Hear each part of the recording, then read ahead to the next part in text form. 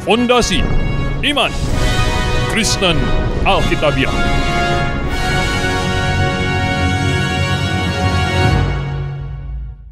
Pemirsa yang saya kasih di dalam Yesus Kristus, hari ini saya ingin mengajak Anda sekalian untuk melihat salah satu perumpamaan Tuhan Yesus yang sangat penting sekali, yang tercatat di dalam Injil Matius pasal 13. Yaitu yang tercatat di ayat yang ke-33. Di situ dikatakan, dan ia menceritakan perumpamaan ini juga kepada mereka, hal kerajaan sorga itu seumpama ragi yang diambil seorang perempuan dan diadukkan ke dalam tepung terigu 3 sukat sampai khamir seluruhnya. Nah, pemirsa yang saya kasih dalam Tuhan Yesus Kristus, apa yang Tuhan maksudkan dengan hal kerajaan sorga? Kalau kita balik ke beberapa ayat sebelumnya, maka kita dapatkan di ayat yang ke-11 dari pasal yang sama ini. Katanya, jawab Yesus, kepadamu diberi karunia untuk mengetahui rahasia kerajaan sorga. Jadi hal kerajaan sorga itu adalah rahasia kerajaan sorga. Nah, rahasia kerajaan sorga itu apa sebenarnya? Rahasia kerajaan sorga itu sesungguhnya adalah jemaat lokal, yang pada waktu itu masih rahasia, masih tersembunyi. Nah, perumpamaan pertama tentang penabur yang menaburkan benihnya, ada yang jatuh di tepi jalan, di tanah berbatu, di semak duri, di tanah yang subur. Itu adalah pemberitaan firman Tuhan.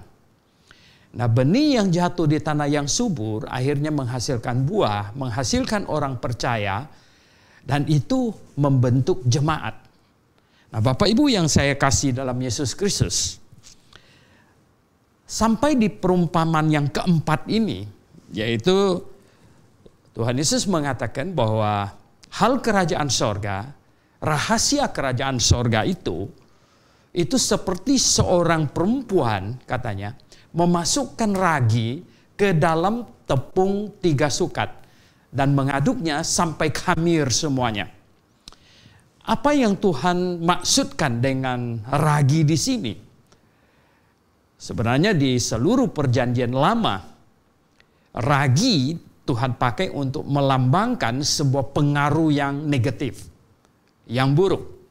Oleh sebab itu Tuhan Yesus pernah mengingatkan kepada murid-muridnya terhadap ragi orang Farisi dan Saduki.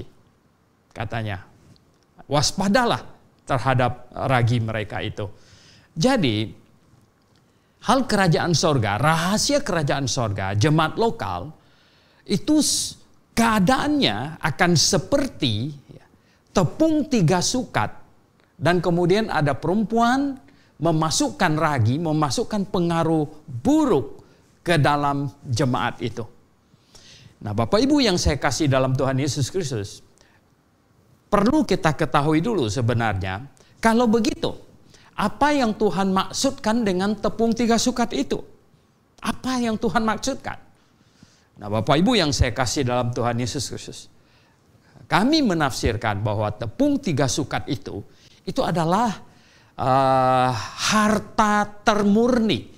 Itu adalah warisan termurni, itu adalah kasih karunia Tuhan yang Tuhan titipkan kepada jemaat untuk supaya dipelihara, untuk supaya itu diestafetkan dari satu generasi ke generasi yang berikutnya. Apa itu tepung 3 sukat?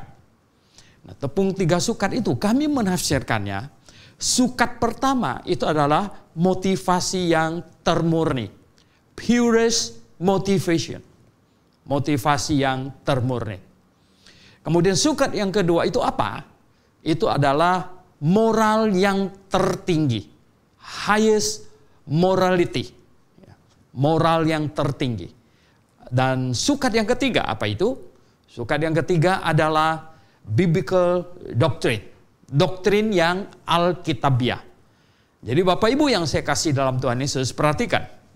Motivasi yang termurni, purest motivation.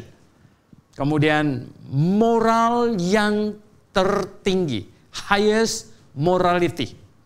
Dan yang ketiga, biblical doctrine. Doktrin yang alkitabiah, yang sesuai dengan Alkitab. Nah, tepung 3 sukat ini adalah harta karun kekristenan. Ini adalah harta karun jemaat. Yaitu motivasi di hadapan Tuhan yang termurni, moral yang kita junjung, moral yang tertinggi, dan kemudian pengajaran atau doktrin, pengajaran yang alkitabiah. Nah, Bapak Ibu yang saya kasih dalam Tuhan Yesus Kristus, motivasi yang tertinggi.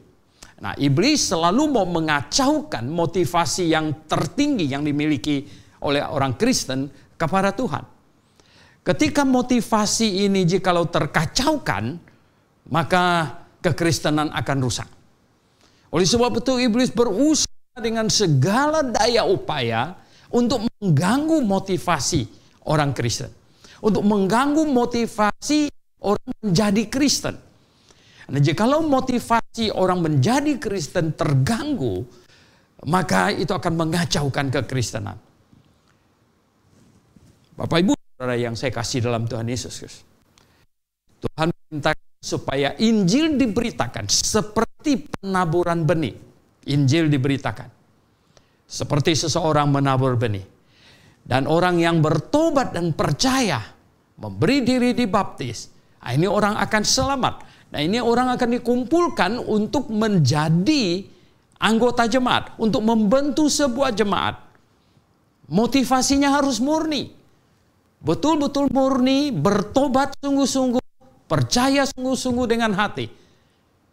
Tetapi Bapak Ibu Saudara yang saya kasih dalam Tuhan, iblis selalu mau mengganggu. Iblis ingin membelokkan supaya motivasi orang menjadi kacau. Membelokkan motivasi orang sehingga tertuju kepada hal-hal yang bersifat jasmani, materi, duniawi. Perhatikan 3 hal ini, yaitu perkara jasmani, perkara materi, dan perkara duniawi.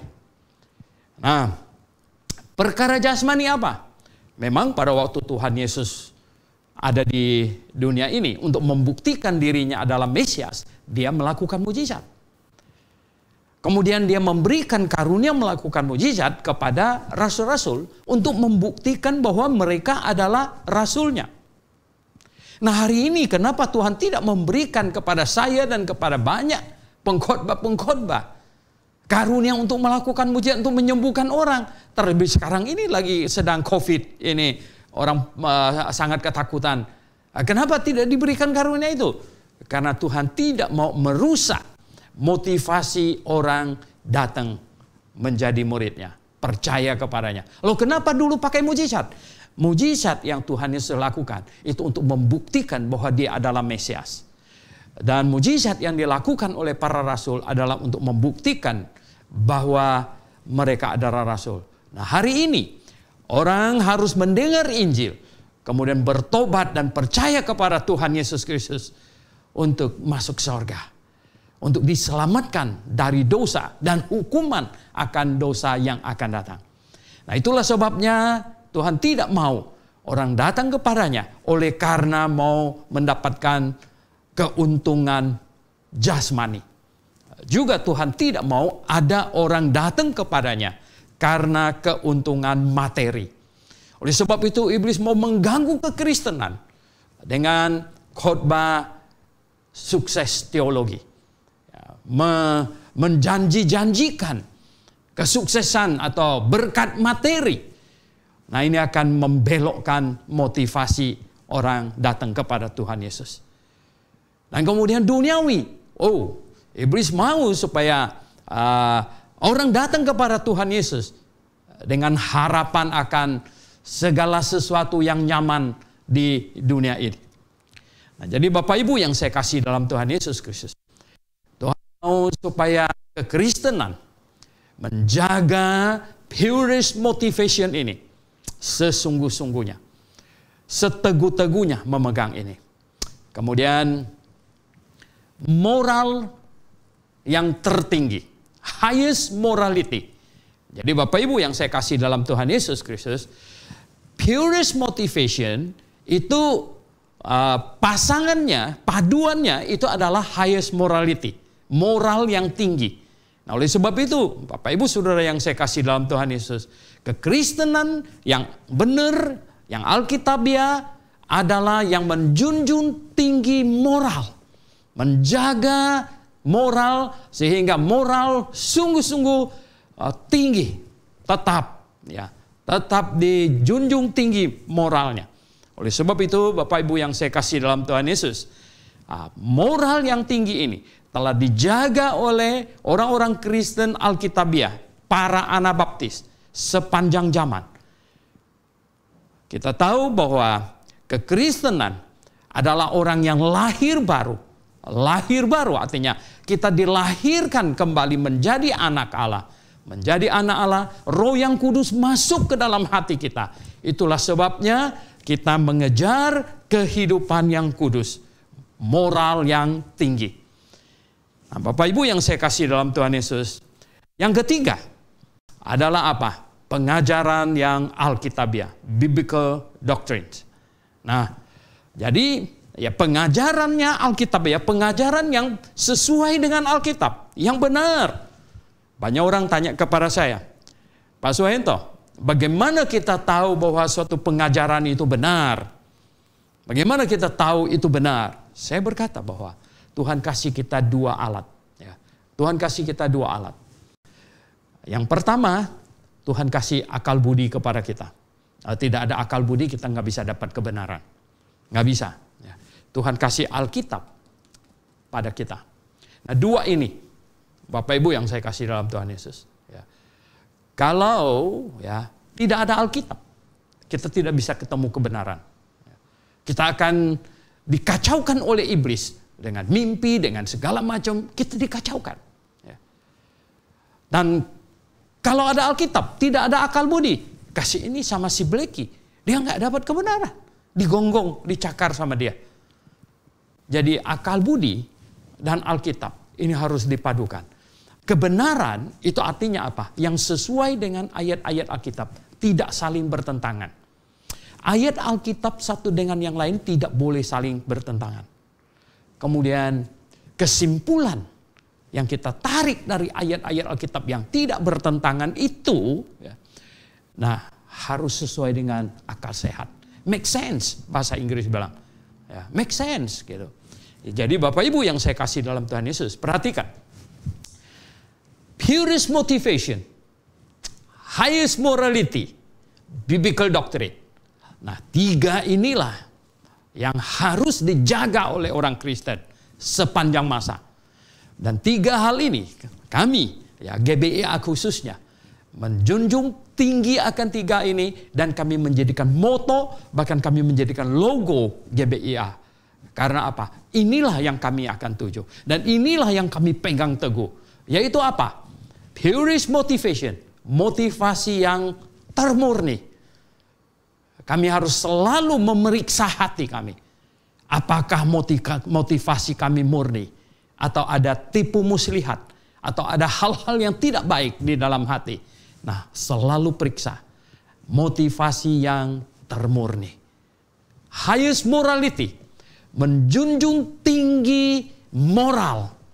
Sehingga sejak dari ya, mahasiswa, apalagi mahasiswa teologi, hamba-hamba Tuhan semuanya GBIA, kami bertekad untuk menjunjung tinggi moral. Dan kalau ada yang buat salah, bahkan kesalahan yang kecil sekalipun, kalau mahasiswa harus maju ke depan chapel untuk mengaku salah dan minta maaf. Kalau jemaat bikin salah dan kesalahan yang diketahui oleh semua orang, kalau kesalahan yang tidak ada orang tahu itu urusan dia dengan Tuhan.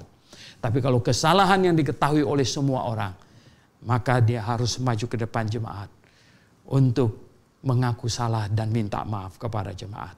Kenapa? Karena kami menjunjung tinggi moral.